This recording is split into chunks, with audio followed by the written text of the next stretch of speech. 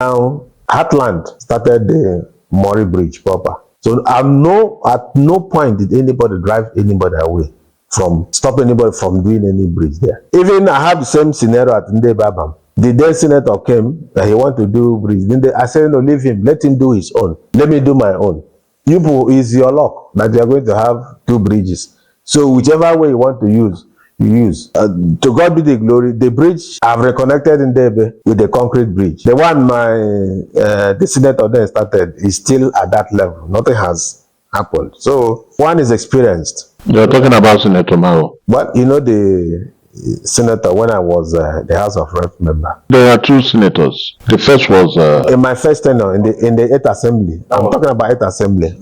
So today the bridge I did is standing. The same thing with the Nmuri Bridge. Nobody chased anybody away. Perhaps the people should also account for what happened on that bridge. So there's also another side that anybody can also build a better bridge than the one I have facilitated, which is standing now. I also rehabilitated. If you go check very well, you also see that I sponsored the rehabilitation of the existing Belly Bridge. The Belly Bridge is still there, rehabilitated, very strong. So I will have 2 bridges. And also more in 2013, the first person that ever did a palliative repair on the Nmuri Bridge is me. The time Nmuri collapsed in 2012, I was the one that did the repair. When I was not even in this, I was not a state actor. I have very deep concern about the state of that bridge. So going forward now, Nmuri itself, the Belly Bridge has been replaced with a concrete one bridge. It's there. Now, the F107 construction started, if you recall, from Osoja Junction. Yes, a lot of argument that was opposed. Why would they come from Arochukwu there? This one for 0.0. So I started from Omaha, which is from Bend. I said no. This is my project. I facilitated it for the people of Arochukwu and Ohafia Federal Constituency. And it must start from my federal constituency, extending to other parts of the state.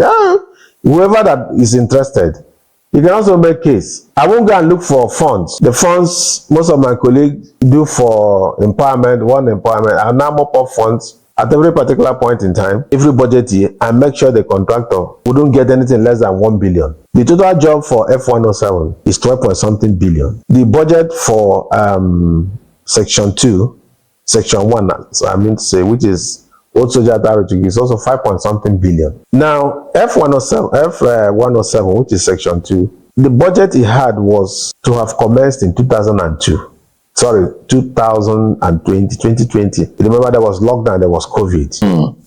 So it was a setback.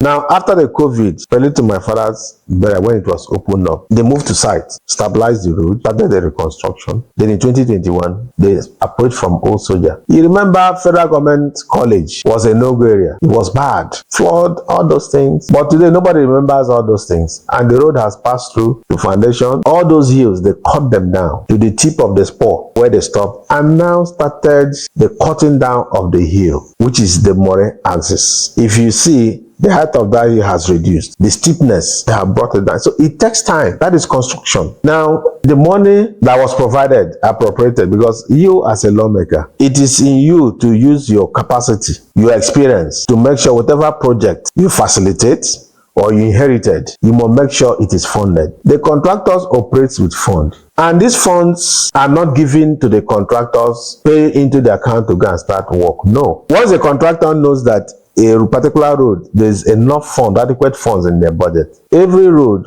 has a resident engineer who is the representative of the minister. Now, based on the road design, the contractor starts implementation. And at every stage, the resident engineer, who is the representative of the Minister of Works, will sign that yes, this thing has been done up to this level. Pay the contractor. That is what we call certificates. Once you read that certificate, the federal government pays, because they will now go to the voted on this particular road. What is the budget? Look at okay, there is money. They will pay.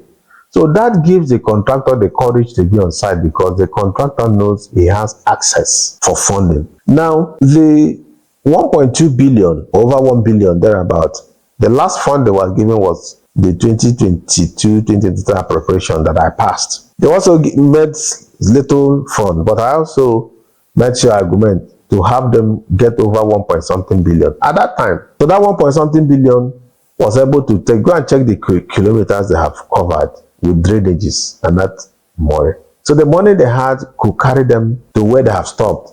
And the level they are there now is on what we call binder's cost. They have not weared the road, which is the wearing cost, which is the asphalt level. Asphalt is still coming. That is not the final cost. What they have done is they have done the earthwork, they have done the drainages, line drainages end to end, side by side, then cut down the Nmuri hill. So at that point, my tenure ended in June. I wasn't there. They submitted supplementary budget for 2023. Most of the funds were mopped up. I wasn't there as a representative. Otherwise, whatever thing that is due for Arochukwu will not be taken by anybody in that place. So the end point of the funds they had carried them to that level where they are. And if further funds were made available in 2023, 2024, I believe this road will have continued seamlessly. So the issue is about funding. That is why the contractors are there. So whatever funds that was available, they have utilized. And I'm sure also they have even gone beyond that scope. And perhaps Federal Ministry of Work have not honored other certificates. It shouldn't be an issue for the federal government because they have their staff that checks, that signs those, that raises those certificates. The representative of the minister is there. So it's not a hearsay. And the Federal Ministry of Works, I also know, are aware of their liabilities. Before you ask me, I'll also tell you that I'm still following up, but I'm limited in my capacity to the extent I can go in the sense that I don't have the capacity to look for funds and fund the project to enable the contractor to be on site. But the inquiry today is not something that is affecting our road also. Other roads also being affected. There is this call for augmentation for funds because the price at that time the road was procured, the economic realities are not the same now. So the contractors all over are asking Federal Ministry of Work, review your prices to reflect the current realities, economic realities. For instance, the equipments they use, as at that time, diesel was 101 per liter. Today, a diesel is 1,000, above 1,000 and something per liter. So will you expect the contractor to continue to render same service? So that's so I want to use this medium to call on the minister that he should, as quickly as possible, settle this issue of augmentation for these road projects to enable these contractors to go back to site. We should be realistic. Prices of things based on subsidy removal, prices of things has gone high. It's escalated. So minister should, as quickly as possible, the same importance he attaches to Lagos Calabar Coastal Highway should also be extended to F107. No road is more important than the other. And no human beings, we are all Nigerians. All road users, we are Nigerians. So there is no road that is as important as the other. So I am appealing to him to make adequate funding and also accede quickly without further delay. Issue of augmentation, holding the contractors and themselves. We should review those contracts and do the needful, because his resident engineer is there. His eye is there based on bureaucracy. So that is that. Then I will also say that even the Uko Bridge, which is also another aspect of the F107, I've followed up the design of this bridge to the approval. This Uko Bridge was approved only on April 9, 2023. I mean, barely 1 or 2 months to the end of my tenure. But I'm happy that I was able to overcome the bureaucratic process. Even at some point, there was an attempt to change the design from the piling they had to raft bridge. I said, no, this is taking us back. I followed up the approval of the right from 2018. That was when I started pushing for the award of the contract. But luckily, it was awarded in 2023. The bridge was also approved, for construction. But fortunately, the available funds, because of the subsidy removal, it also affected the price which this bridge was earlier procured. It was earlier procured about 1 billion. But today, the cost of the bridge, after the review, went up to 3-something billion to implement the design. But thankfully, the governor, after assumption of office, the SSG, and his essay on the national legislative matters, the cause, they say the governor wants to know what we can take off from the Nmuri Bridge. I should give them it's a great thing. The only aspect is funding. The 1 billion I had for the bridge, the contract has been awarded to Heartland Construction Company. The design has been made and approved. I just got approval on April 9, 2023 for the bridge for Heartland to commence. And I also was on site with the Heartland, for site takeover and all those stuff. Unfortunately, when the president came in and made the announcement, so prices went up and they had to review. And I've reviewed this price to 3.3 billion. The state we are now is implementation. Everything is right. So if it provides the funds, you should speak with the Federal Minister of Work. They should be able to give all these approvals, have followed up because it is in their domain. I'm no more a state actor.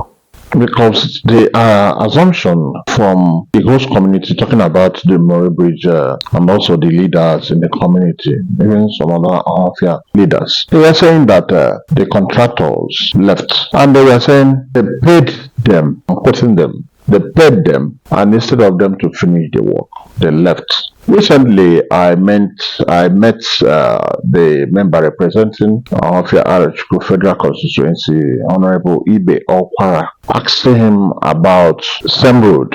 He said, let me quote him what he said. He said the contractors need to come back to the site. They must come back to the site. Why did they abandon the project? They must come back to the site. So this is something that has raised a lot of questions from people asking, does this mean that the contractors were paid and they left their work for another place? So it's better to come from your mouth because you've mentioned something. So I want you to put it clear so that people will actually know if they have been paid completely or if there is any amount they have paid for a portion, either for 10 kilometers, 6 kilometers, 2 kilometers, or 1 kilometer. These are things that we like to know so that we can also make most inquiry from the Federal Ministry of Works. Right. You see, I said something here. What I did say is, I said this road is 44 kilometers and it was procured. They procured for about a little bit over 12 billion. For the 44 kilometers. For the 44 kilometers. So what does it give you? Apparently, on the layman's this thing, it should give you roughly 250 or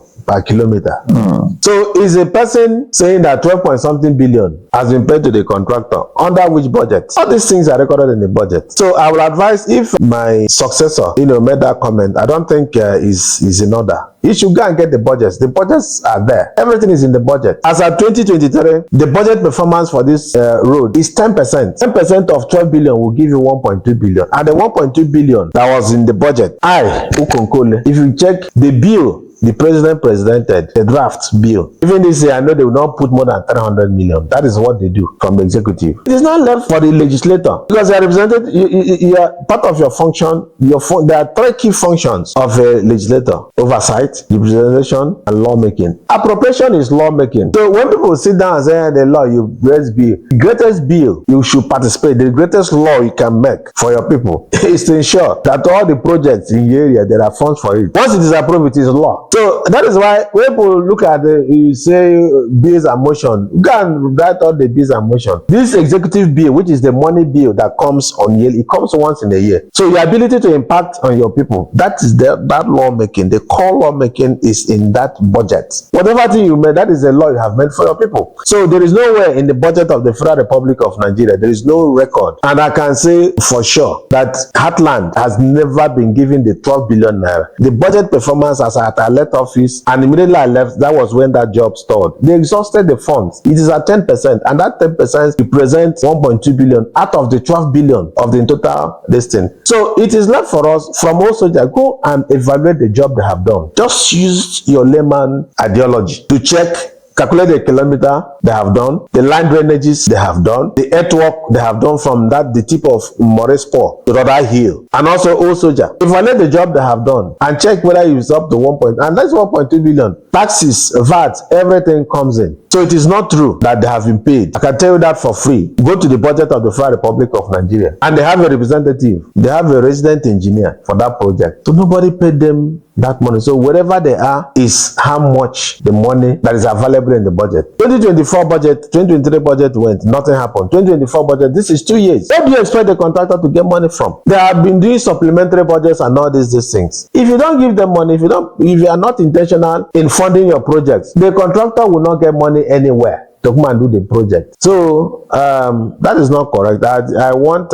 if my successor said that, I think he should go back to the budget and check all those facts and correct and ensure that this job continues. And like I said, I have said it here, the issue is augmentation. The prices the project was procured, prices have changed. They need variation. It's not just affecting Arochukwu Ohafia Road, it's affecting most of the federal roads. The minister has had 2 or 3 meetings with them on that matter. So I'm calling the minister to accelerate action in that process. Yes, their demands are genuine. We live in Nigeria. Their demands are genuine. Look at those genuine and quickly resolve it, do their variation, do augmentation where necessary, and mobilize them. Let them come back to site. So what is holding them now is funds.